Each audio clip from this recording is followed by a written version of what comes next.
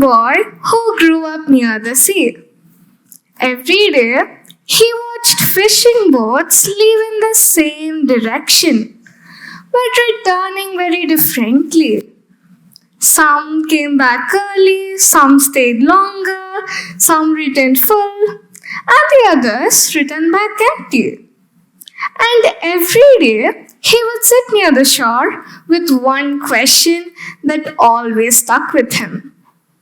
If the sea is the same, then why are its outcomes different? Years later, he went back to the sea on his own. Everything felt still, nothing dramatic. The shore was visible, the water was calm. But then slowly, things changed. The wind shifted, the sea became unpredictable, and the shore disappeared. And that's when he began to wonder, are crossroads always be found on the roads? Are they not in the seas too? Because out there were no signs, no directions, just decisions.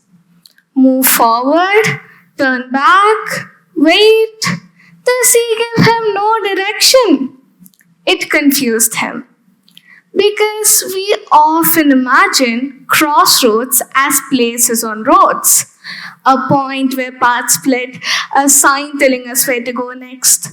But standing in the middle of the ocean, he realized that crossroads don't only exist on the lands, they exist in the seas too.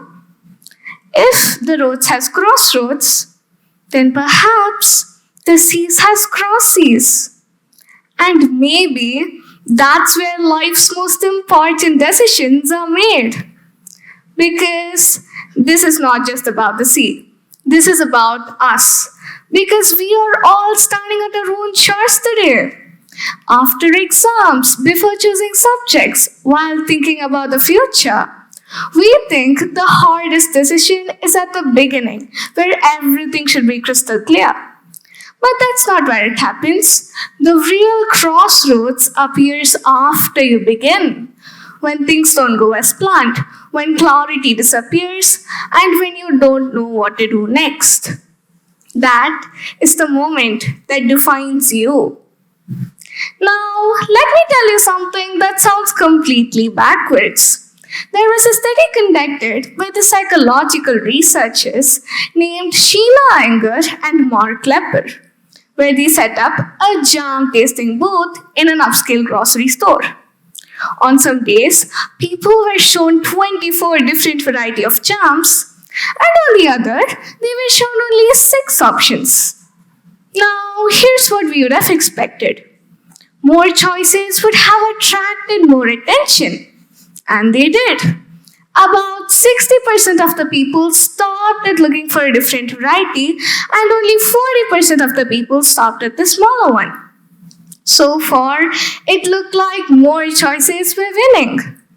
But then came the results. When it came to the actual purchases, everything flipped. Only 3% of the people who saw 24 different variety of jams bought a few jars. And 30% of the people who saw just 6 jams made a purchase. Think about it for a minute. So technically, more choices didn't help. People didn't feel empowered. They felt uncertain, unsatisfied, and overwhelmed. They kept thinking, what if I picked the wrong one? Or what if there's a better option I didn't see? So they were so afraid and confused that they didn't pick at all. And now here's the uncomfortable truth. They didn't lack desire, they lacked closure. Because when everything feels possible, nothing feels final. Now compare that to the smaller set. Fewer options didn't limit people. It freed them. People chose faster, they felt more confident, and most importantly, they had the courage to move forward. And maybe that's what's happening to us. Not a lack of ability, but an overload of directions. Now, think about our own lives. We are surrounded by more advices, more opinions, and more choices than ever before. And we assume that all of this will make our decisions look easier. But often, it does the opposite. It keeps us stuck. So we wait. We wait to feel ready. We wait to feel sure. We wait for someone telling us we are making the right decision. But life doesn't wait for us. Time moves, people move, opportunities move, even when we are standing still, trying to figure everything out. And slowly, that waiting turns into pressure because it starts to feel like everyone else is ahead in life. But maybe think about it this way. Maybe the ones who are ahead of you are simply the ones who took the next step. The ones who accepted that they wouldn't have all the answers. The ones who were willing to take the next step, even with uncertainty. Because sometimes the best way to know where a path leads is to begin walking on it. Direction is not something you find before you start. Direction is something you create by moving, even when the path is still unclear.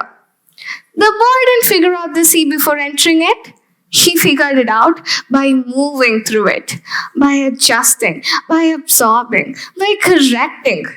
Not because he made the right decisions, but because he refused to stay still. And maybe that's the real difference. Not between those who are confident or not, but between those who stay at the shore and those who are willing to step into uncertainty.